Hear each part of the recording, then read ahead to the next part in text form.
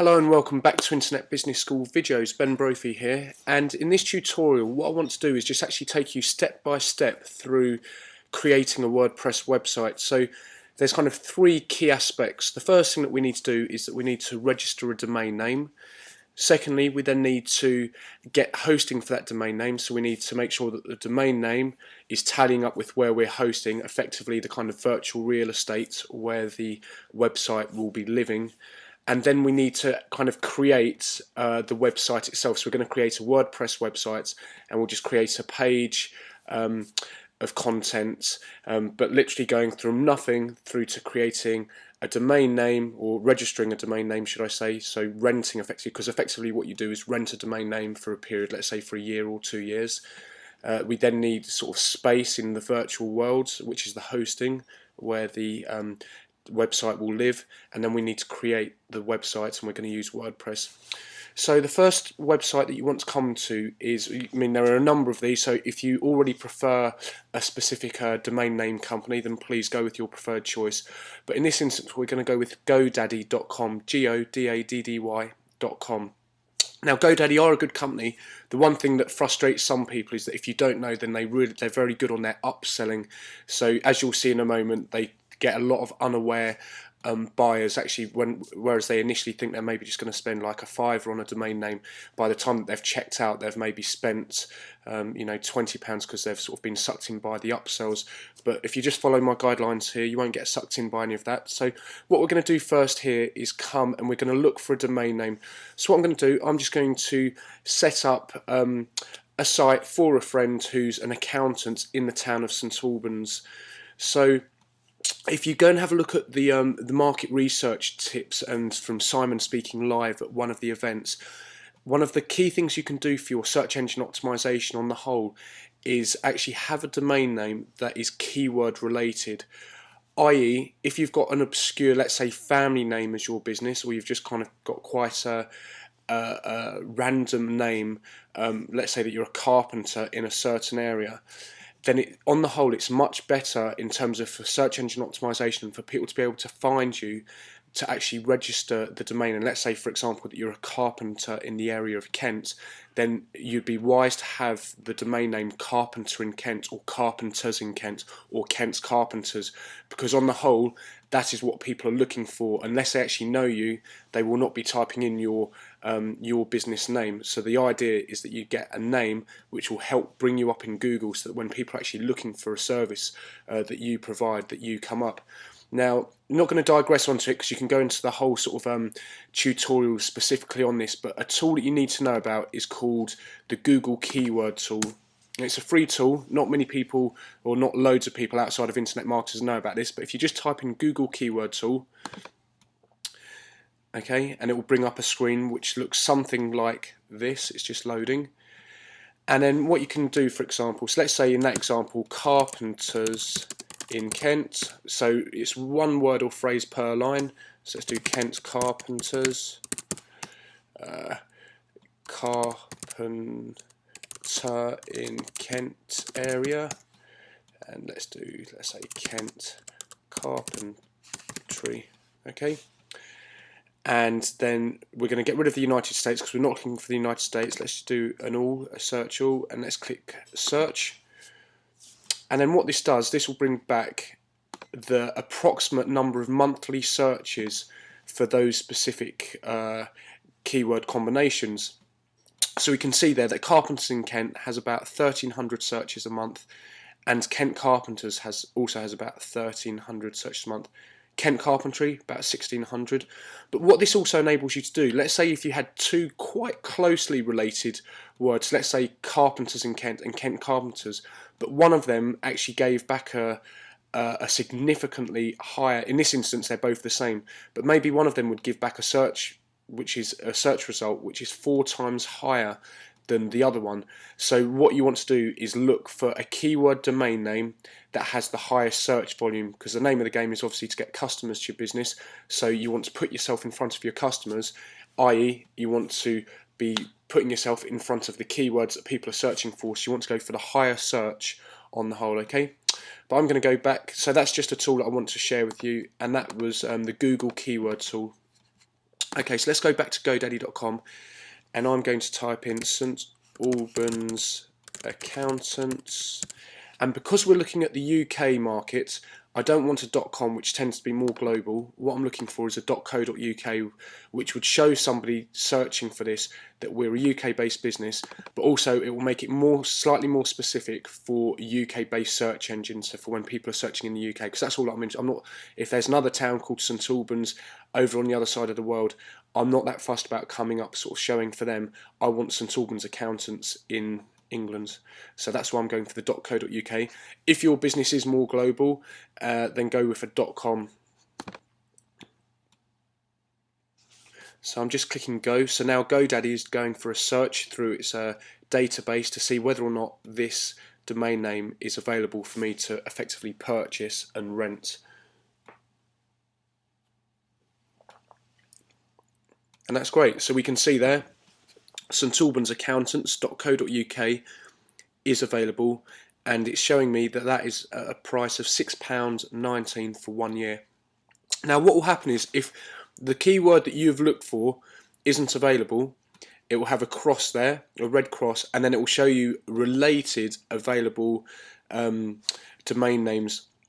However, on the whole, you do want to stay away from kind of things like .biz, .mobi, .us, and .info. Like, they're a little bit more Mickey Mouse, and they don't get taken as seriously by the search engines. So really, in the UK, you want to go for .co.uk. If you would like your business to potentially look like the respected authority within its field, a tip is that you could go for .org, i.e. if you had a yoga business, you could have something like the Yoga Foundation. .org would instantly make you look potentially like a serious player, if not one of the main governing bodies within kind of the yoga industry. So it's a good way of potentially making yourself look like a very credible business. Not saying that you're not credible, but it's kind of a good tip there. Okay, so that's fine. I'm just going to go with St Albans Accountants. So just always double check your spelling. Take the moment to double check your spelling. You want to make sure that you're registering the correct spelling of the domain name. So when that's fine, I'm going to click on Continue to Registration. Now this is where most people get tripped up. They think, oh yes, I need to get these extra add-ons. You don't. All that you need to click here is, I'm going to click Don't Show Me Again and click on the No Thanks. Okay. So now we need to, I am already a customer, but if you're not already a customer, all you do is just fill out your details here, your domain registration information. So we've done a search, we're now customizing, we're now going through and onto the checkout procedure. So here we go, click Next.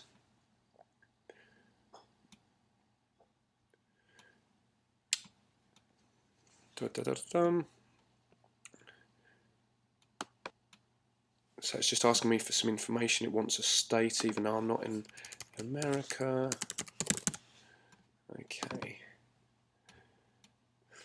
Okay, so now what it automatically is, it's gone there for a 2-year registration. Now sometimes you can register for 1 year. In this instance, it's not allowing me to go for 1 year, so they've instantly upsold me a 2nd year there. Okay, and I'm going to click Next. Okay, and I'm going to click Next again. Now if you do want to go private for a business registration, you can. It's £3, in this instance £3.09 a year, but I'm not doing that in this instance. I don't mind people knowing who's registered at this business, so I'm going to click Next. Okay, and again it's asking to activate the domain, so all I'm doing here, I'm going to click Next at the very bottom here. So I want to go through to the next page. So it's just telling me that I've already got some other domains that are up for renewal, so I'm going to leave those for the moment. I'm going to click Next.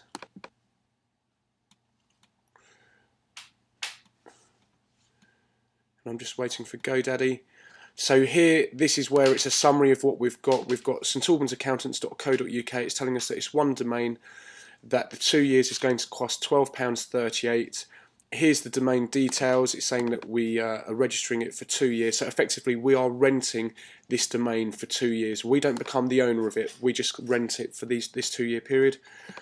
Again, they've got an upsell here. They look wanting to round up for charity, but already contribute to a lot of charities sort of in my own private life. So GoDaddy, I'm not going to let them determine who I sort of donate my money to. So I'm going to continue to check out. and now it's just coming through to the payment page.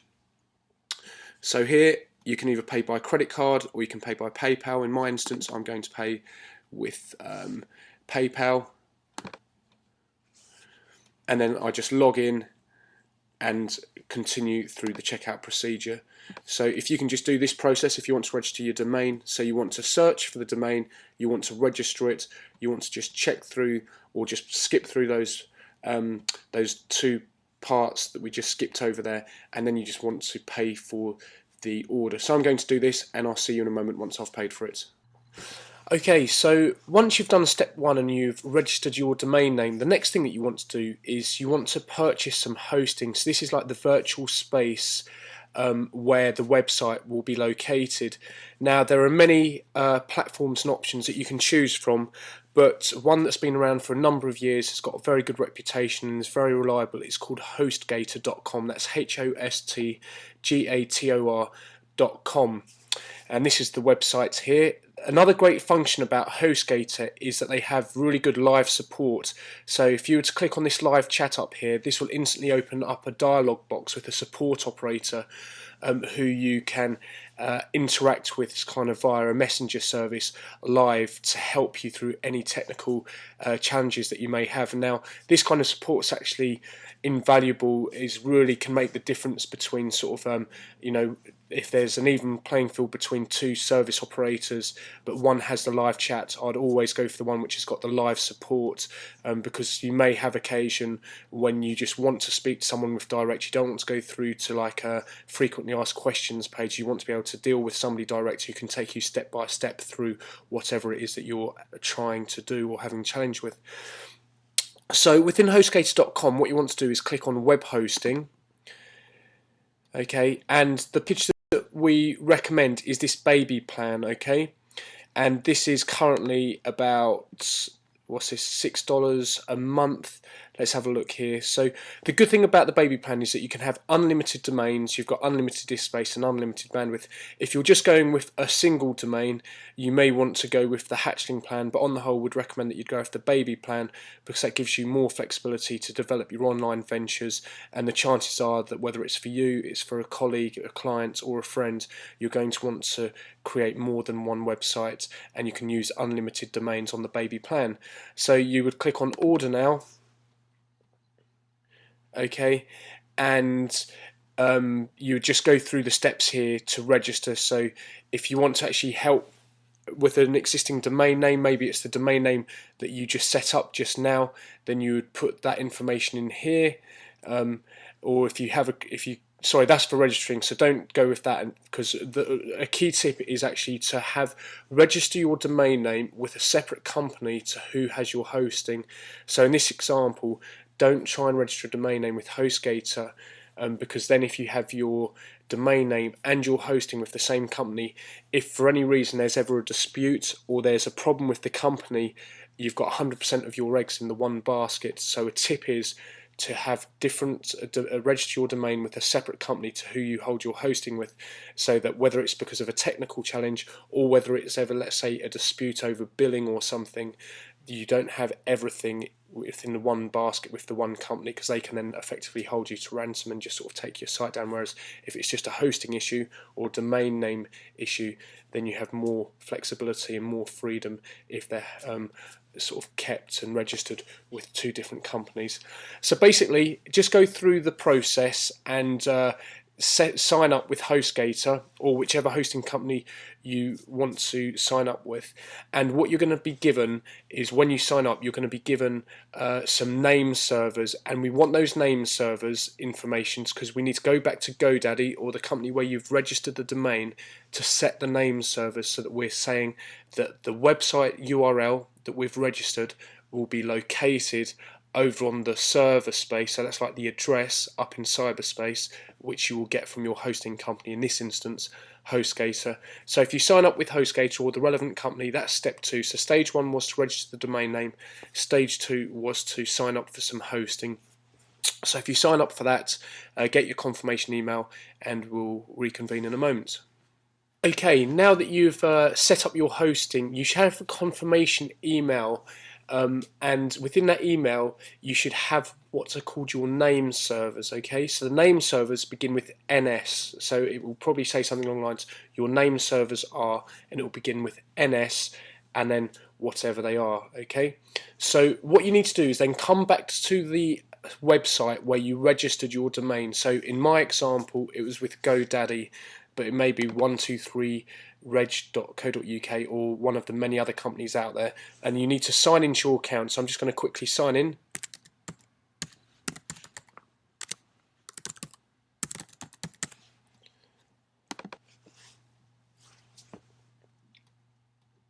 Okay, so here we have the domain that we're looking to set the name servers for.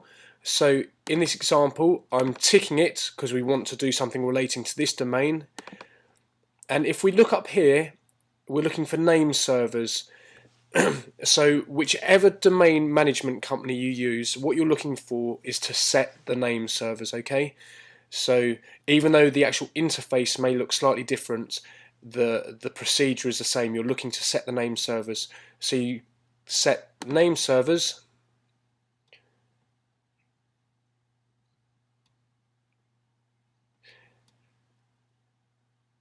okay, and then what you're saying is that you have specific name servers for my domains.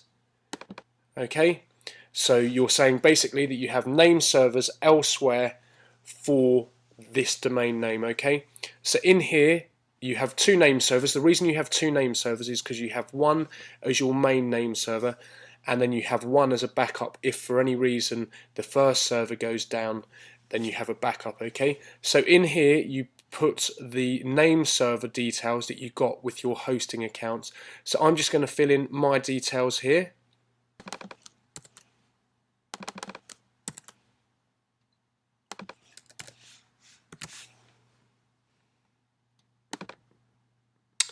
Okay, when you've done that you press OK, and then it tells you there, it will tell you something like this message, that these changes may take up to 2 hours, however it may take up to 48 hours, so that's kind of a contingency to protect themselves, but on the whole 2 hours to a few hours and they should be done.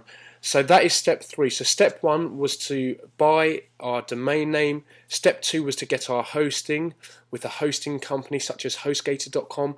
Then step 3 was to go back to our domain company and to set the name servers for the specific domain name in question. Now, for example, I have a whole range of different websites for myself and for friends and for clients, and I have them all within my HostGator server plan. So sort of I use the same name servers for a multitude of websites, and that's why, if you remember when we were talking about hosting, why it's good to potentially go with, let's say, with HostGator with the baby plan, because you can host unlimited domains on the NS name servers that they provide. So step 3, sorry, excuse me. So step 4 is now to go to the cPanel of our hosting and to create a WordPress site. So within your email that you get from your hosting company, there will be some information which will provide a link to you to access the control panel, otherwise known as the cPanel, abbreviated to the cPanel. So the control panel, which is kind of the control panel within your hosting facility, where you can do all kinds of things. And in this instance, the kind of thing that we're looking to do is to install a WordPress website. Okay, so you're looking for the cPanel information within your welcome email from your hosting company, and you want to click on that link and go to the cPanel of your hosting company. So I'm going to do that. Okay, so in the example of HostGator, when I've clicked on the URL for the cPanel, it's then asking me for my username and password, so I'm just going to put those in.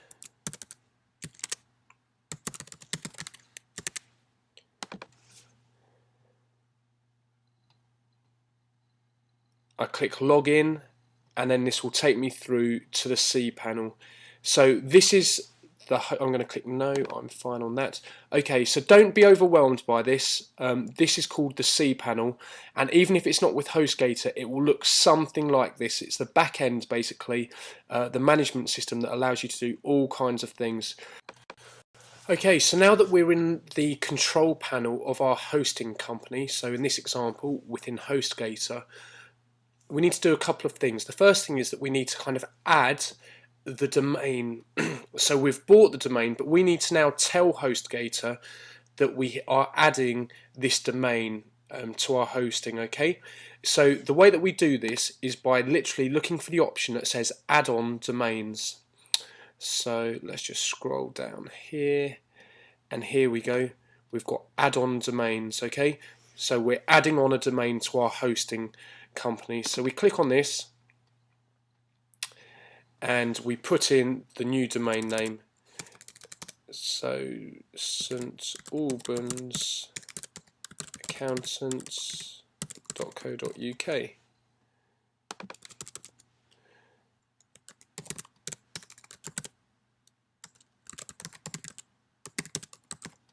Okay, so St Albans Accountants, and then just put in a password and that you'll remember, okay?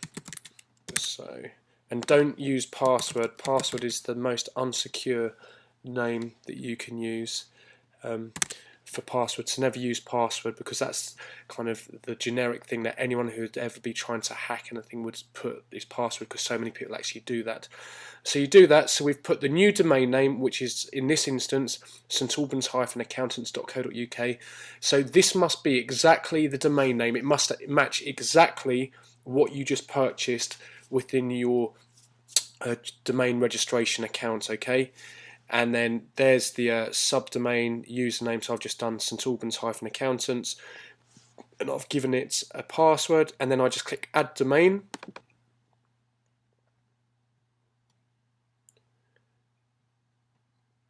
Okay, so now it's saying that we've added this this domain to our hosting account. So that's step 4. So now we need to do step 5. Now I know this may sound like a big procedure, but believe me, once you've done it a few times, and if you just take your time and you do it methodically, it's literally just a case of taking it step by step by step. So we've done 4 steps so far, so maybe this has taken you 20 minutes or half an hour, but you're doing really well. Okay, so now we're nearly there. What we're going to do now is create our website. So we're going to install a new WordPress website on this domain. So what we do, let's click back on home, because we want to go to the home of our control panel. So step 5 is we are now looking to add on sorry, not to add on, we've just done that. We're looking to add a WordPress website. So what we're looking for is this icon, which is called Fantastico Deluxe. Remember the little blue smiley face? We click on this. Okay, and then down the left hand column, we're looking for the word WordPress, because that's what we're looking to install as a new WordPress. So we click on WordPress, and then we're looking to do a new installation because we want to create a new website. So we're looking to install a new WordPress, so we click on new installation. And then what we're looking to do here, so we're now saying, right, we want to create a new WordPress website, and we want to put it on whichever domain. So I have a whole range of domains within this account. So you may want, you click on the drop down, and there we go, there's St Albans-accountants.co.uk. Now if we hadn't have done step 4 and we hadn't have done the add-on domain, then that wouldn't be in there. But in this instance I'm going to click on St Albans-accountants.co.uk, because that is the domain that we've just added. If we hadn't have added the domain, it wouldn't show here. So it's very important to do step 4 and to do the add-on domain before you come in to install your new WordPress. So I click that. I'm leaving the installing directory free. I'm going to put in an administrator username. Now I put a good name here. So admin is not the best name, because again you're giving away 50%. If somebody was to just give it sort of a chance guess, then admin would be probably the first thing that they'd put in as an administrator's username. So I'm just going to put let's put in this accountant. Okay, it's not highly original. but I'm going to make a note of that, accountant, and I'm going to put a password. And I make a note of that. Now, it's always a good idea to make notes of all of the usernames and passwords that you create. And in another tutorial, I talk about some software such as RoboForm and Passpack.com, which allow you to store dozens upon dozens of usernames and passwords securely online. I recommend that you go and watch that tutorial if you're not already aware of it, so that you know how to store your passwords, because you never know when you might want to use the name or password and you may not be able to recall it as you develop with your internet marketing and you have numerous different sites requiring usernames and passwords. So keep a safe online log of your usernames and passwords. Admin nickname, and I'm just going to put accountant, and then very importantly put a relevant email here. So this is an email which is active that you have access to, because this will send you confirmation. So I'm just going to put an email address in here, and then the site name. So that email address wants to be an existing email address, something that you have access to. You can always change it at a later date. And then the site name, I'm going to put St Albans Accountants. Okay. And then it's asking for a description of the site, so I'm just going to put leading St Albans accountants and bookkeepers. Okay, I click install WordPress, and then you'll want to take a note of this, but if we just read this, it's saying install WordPress, so it's saying that you chose to install in the main directory of the domain stalbans-accountants.co.uk. The access URL will be stalbans-accountants.co.uk, and then click on finish installation to continue. So that's fine. We're going to click finish installation, and then this is just confirmation basically. So this is basically saying that you have the username is what we just set it up to be. It's saying that the password is what we just set it up to be, and the full URL is stalbans-accountants.co.uk. Okay, and then /WP, which stands for WordPress-admin. So to get into your WordPress, the back end of your WordPress website, it's whatever the domain is that you've set it up on, /WP-admin, which means basically I want to get into the administration panel of the WordPress site on this domain, and that's always the same for WordPress sites. And then it will ask you for your username and your password, which we just set up a moment ago. So I'm going to ask this to email me the details so that I can have a safe log of this. So it's saying email me the details of this installation, so that's fine. Send me an email. Okay, so back to WordPress overview. So now, if I go to St Albans-accountants.co.uk, and there we have a live site around the world. We haven't done anything with it yet. This is the basic WordPress template. Currently this is the basic theme, but here we can see at the top that was the title that we just put in, St Albans Accountants. That was the little description that we just put, leading St Albans Accountants and bookkeepers. And now we have a WordPress website which we are ready to go and edit and create. So within the last half an hour, if not less, we've done step one. We registered a domain. In this instance we used GoDaddy.com. Step two, we went over to a hosting company, we set up some hosting. So in this instance, we went to HostGator.com and we set up the baby package for about $6 or $7 a month.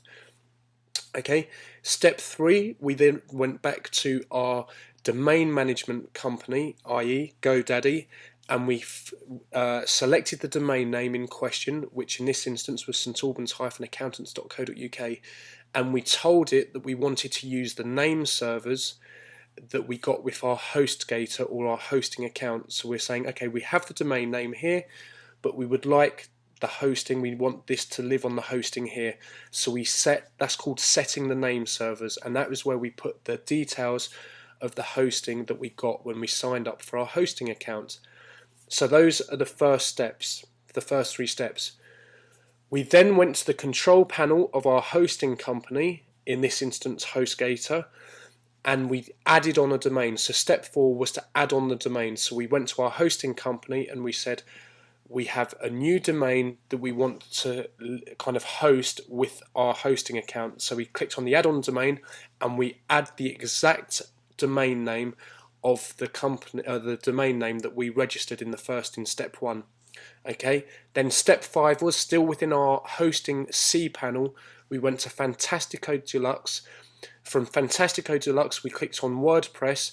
We then clicked on new installation because we want to install a new WordPress website.